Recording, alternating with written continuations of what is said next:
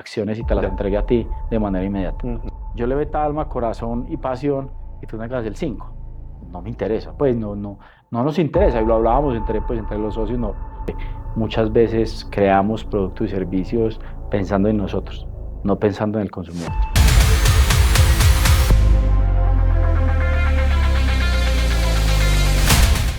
Nosotros como socios tenemos los acuerdos de salida con Marco. ¿Qué pasa, por ejemplo, si Tomás en el podcast, poniendo el ejemplo del podcast, se muere? Yo no quiero ser socio de la esposa de Tomás, porque yo quiero esa Tomás por lo que estamos haciendo como sociedad.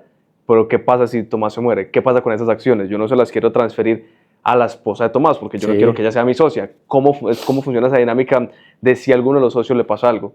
Y como es en muchos casos más, cuando el socio no está cumpliendo con su responsabilidad, sin duda alguna hay que firmar acuerdos de salida. Esos negocios de cafecito o vinito en la noche y listo, empezamos mañana, eso está muy bien, eso no va. Sí, Eso salen mal. Ya hay metodologías. Hace poco me enviaban un documento, la metodología del Slide Pie, donde tú eres socio de acuerdo a lo que llegamos en la mesa. Yo digo, yo pongo esto, yo voy a hacer A, B y C.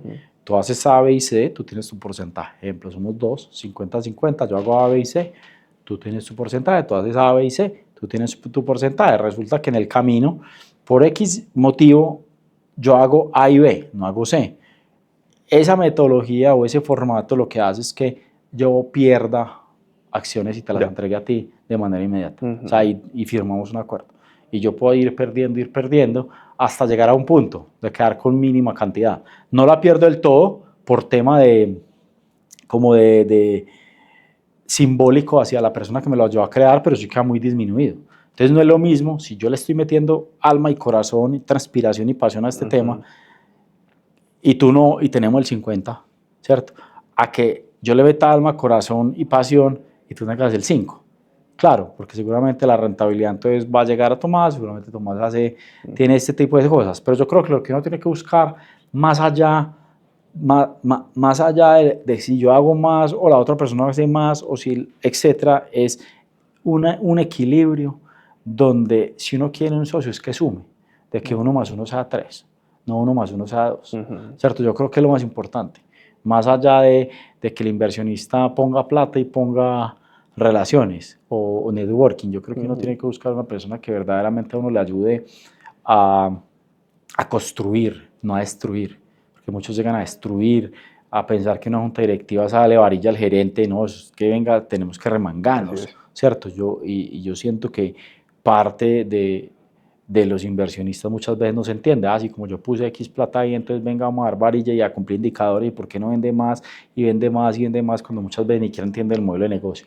Entonces uno mismo, desde el corazón y desde el corazón y la razón, antes de recibir un peso de cualquier persona, debería entender muy bien cuál es su función. Hoy nosotros estamos en un proceso adelantado a una compañía, donde antes de firmar yo les dije, cada uno de ustedes qué le va a aportar a esta empresa.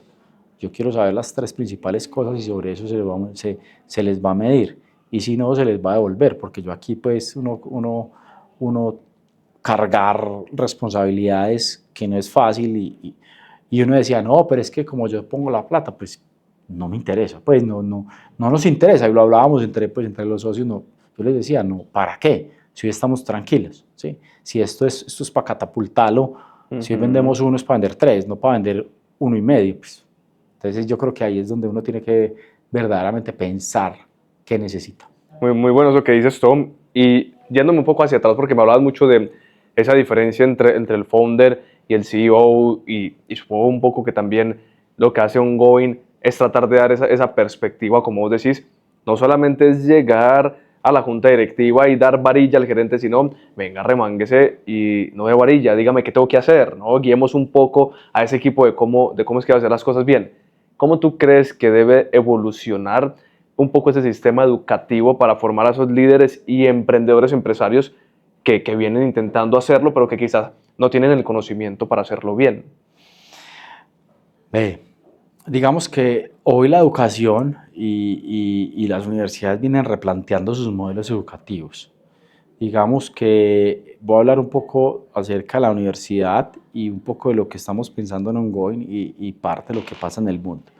Digamos que la educación y lo que pensamos en AFID es que tiene que dejar de ser muy estandarizada, donde vos vas a estudiar X pregrado y tenés que estar 4 o 5 años, donde posiblemente hay materias que a vos no te interesen porque no te llama la atención, pues por X o Y. Como decíamos vulgarmente, relleno, listo. Seguramente hay materias que no te gusten, pero las necesitas, listo. Y dos, cómo flexibilizamos ese modelo, donde yo no necesariamente tenga que hacer los 4 años, ¿cierto? Porque hoy tenemos una competencia que es la tecnología y la pandemia lo aceleró, ¿sí? Aceleró que estas compañías crecieran exponencialmente en número de usuarios y donde tuvieran mayor accesibilidad a estos usuarios. ¿Por qué? Por temas económicos, por temas de que la gente, de que muchos posiblemente digan que no quieren estudiar porque posiblemente quiero estudiar una, no sé. O porque simplemente no querían, no podían ir presencial. Cierto, no podían ir Entonces, presencial por los desplazamientos, etcétera. Entonces, uno es, las universidades vienen replanteándose, es cómo creamos modelos más flexibles y personalizados, donde el estudiante pueda seleccionar, cómo pueda, digamos, cómo pueda jugar Lego y vaya armando, yo quiero ver esto, yo quiero ver esto, yo quiero ver esto, quiero hacer esto, quiero hacer esto. Más siendo como que carreras, lo voy a llamar así a ver si te entiendo la idea, como carreras modulares, por así decirlo, no una carrera estricta donde sí o sí tengo que ver eso, sino que sea más, como tú dices, el Lego modular donde yo voy por esto y voy agarrando según lo que yo quiero y voy construyendo ese Lego que tú dices, más algo modular. Más algo modular, pero sí debe tener una base. Así es. ¿Cierto? Una base por el tema de preparación, ¿cierto? Porque verdaderamente, digamos que necesitamos también preparación, necesitamos que tengamos más CEOs, como decía ahorita, y los CEOs no es solamente la experiencia en la calle o creando empresa, también es que tengan las bases de la educación que son muy importantes para poder no solamente pensar en ideas, sino dentro de la estructura y evitar el mayor riesgo posible, saber en qué momento contratar y cuál no. Muchas veces la experiencia se demora en llegar para poder entender y puedes cometer errores. ¿Cierto? No, de acuerdo, tiene que haber una base porque un CEO que no sepa leer un balance general está jodido. Total. Pues porque simplemente le están metiendo, como se dice coloquialmente, los dedos a la boca y el balance se lo dice y no se da cuenta, ¿no? De acuerdo, tiene que haber una base, sin duda alguna. No es solamente optimismo de, no, aquí vamos a crear empresa, a ver, empecemos mañana emprendimiento. No, sin duda alguna tiene que haber esa base de contabilidad, financiero. Legal, de recursos humanos, de crecimiento, de internacionalización. Entonces es empezar una base y que empiece, digamos, a armar su estudio de acuerdo a cómo quiere, pues a cómo el usuario o el estudiante lo considere. Lo que pasa es que hoy la normatividad en Colombia es muy difícil, mientras la tecnología va a un ritmo, la educación va a otro ritmo. Entonces se vuelve muy difícil estar digamos que muchos estudiantes siempre son pendientes, ¿por qué no podemos hacer X o Y cuando hoy una entidad educativa regida por el Ministerio de Educación no puede hacer eso tan rápido? Entonces por eso nacen los cursos cortos o los cursos no formales, tipo diplomados, tipo seminarios, etcétera, donde son certificados por las universidades, pero no son formales, no es un pregrado, pero digamos que sí puede llegar a cumplir un tema de formación puntual. ¿A qué voy yo con eso? Muchas veces hoy los emprendedores estudiaron algún pregrado en diferentes universidades y alguna maestría o posgrado en diferentes universidades, pero muchas veces quedan con falencias, ¿sí? Quedan con falencias financieras. Digamos que uno de los grandes dolores hoy de los emprendedores es la parte financiera, porque no entienden que el flujo de caja es un activo viviente, ¿cierto? Y que la caja te puede matar la compañía. Pero tenés que traer mínimo, mira, lo primero que nosotros hicimos en la empresa, no, es mentira, no es lo primero. Cuando empezamos a entender de la parte financiera, lo primero que hicimos, porque obviamente no fue lo primero por lo que empezamos, es cómo hacemos por si tenemos 0 clientes, podemos mantener el equipo 6 meses. Eso es lo primero que tenemos que hacer cuando empezamos a contratar una financiera, que la contratamos en noviembre de 2023, año pasado. No teníamos ni siquiera caja. Oye, si se iban los clientes, mañana yo cerraba. Entonces empezaba a entender. Entonces uno de los dolores más importantes el tema financiero, la caja. Y la caja se vuelve un activo viviente y eso va pegado a la tesorería. Entonces la tesorería es entender que si tú no tienes una tesorería de cuándo te pagan, pues tú no sabes. Entonces llegan y le dicen al gerente, mañana nómina y no tenemos plata. Entonces, y el gerente, Dios mío, ¿y yo qué hago? ¿Cierto? Y si es un founder, no un CEO, no sabe gestionar un crédito y eso inmediatamente lleva a una compañía. Así sea un buen modelo de negocio. Entonces uno lo que empieza a pensar es cómo empezamos a estructurar proyectos, cursos pues, o programas informales certificados directamente relacionados con los dolores de los emprendedores. Bueno. Entonces empezar a sentar a los emprendedores, a ustedes que les duele. Entonces normalmente ¿qué pasa? Cuando nace un emprendimiento es normal, no es la regla, pero o sea, es muy normal que esté alguien tecnológico y alguien comercial. ¿Listo? El tecnológico se encarga, aparte pues como todos los desarrollos y en vender. Entonces tienen dos falencias, uno financiero y uno administrativo. ¿Sí? Entonces, ¿qué pasa? Claro, entonces yo no sé si lo que yo vendo lo vendo a 100 o lo vendo a 1000. ¿Por qué lo vendo a 100 o por qué lo vendo a 1000? No, porque el mercado dice que vale, pero yo no sé mis costos, yo no sé si estoy vendiendo a pérdida, yo no sé. Un montón de costos ocultos que posiblemente el comercial no venda. Muchas veces, en la mayoría de las decisiones, el emprendedor toma decisiones a partir de las sensaciones.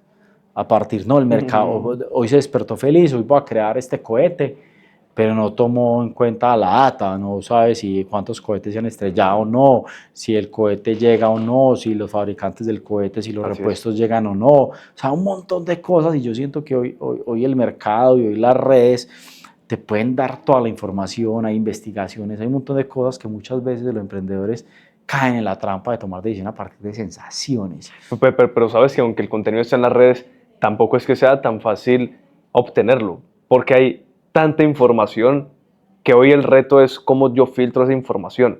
Es un reto. Yo consumo mucha información y aunque uno sabe que está ahí, uno dice, ¿y a cuál le creo? Entonces ahí viene otro reto de entender cómo se filtra esa información, porque estoy de acuerdo, la información está allá afuera. Y creo que eso es una labor también muy importante desde la parte educativa, de cómo yo te puedo dar esa información acortándote ese tiempo de buscar y en dónde y cómo buscarlo. Y te la entrego en la manera en la que tú la puedes digerir mucho más rápido. Porque al buscarla, mira, el reto de mi madre era que tenía que ir a una biblioteca que estaba 3 horas y leer en 10 libros para encontrar una cosita. El reto mío hoy es poder entender cuál de esos 100 artículos que hay es el que me sirve. Sí. Y ese filtro está bien interesante. Sí. O sea, hay mucha información, lo importante es entender cuál te sirve, pero está la información. Sí, o sea, yo lo que creo es que muchas veces no podemos tomar decisiones sin tener datos y cifras que nos soporten esa decisión. O sea, entender, por ejemplo, el tamaño de mercado, cuánto puede pagar un cliente, qué tipo de cliente. ¿Te gustan los restaurantes? Sí. ¿Te gustan los negocios de restaurantes, los negocios? Sí, tuve. A mí no me gusta. Tuve un negocio en el 2000, pucha, eso fue 2000, ¿qué? 13, si no estoy mal, 14, en Provenza, un restaurante mexicano. Sí, y trabajé con un gran amigo en uno de los restaurantes y aprendí de restaurantes. A mí no me gusta porque siento que no son negocios escalables, precisamente porque me puse a ver el tamaño de mercado. No sé por qué me llega un cliente y me hablan de algo como, era como comida india aquí en Medellín, y cuando nos pusimos a ver el tamaño de mercado, no eran más como de 22,000 personas, era una cosa así súper pequeñita, y la proyección que él tenía de escalabilidad era una cosa impresionante, ¿no? Muy grande. Cuando uno ve el tamaño de mercado, uno dice, ¿dónde van a llegar los clientes? Si el tamaño son como 22,000 personas. Entonces, lo que tú dices de saber ese tamaño de mercado es muy importante, porque eso te aterriza tu idea y te dice, hey, si es por ahí o no, venga, entienda que por más plata que usted le metan, el mercado no va a crecer por más dinero que usted inyecte. Va a tener su crecimiento natural. Y ahí entonces la capacidad de pago. Obviamente, tú tienes que tener, yo creo que hay que tener como dos cosas.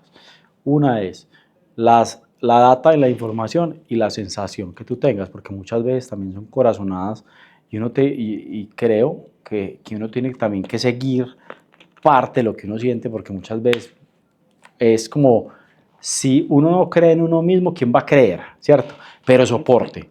Y hablando de los restaurantes, digamos que sí, hay que analizar, pero cuando tú ves, entonces yo te digo, crepes.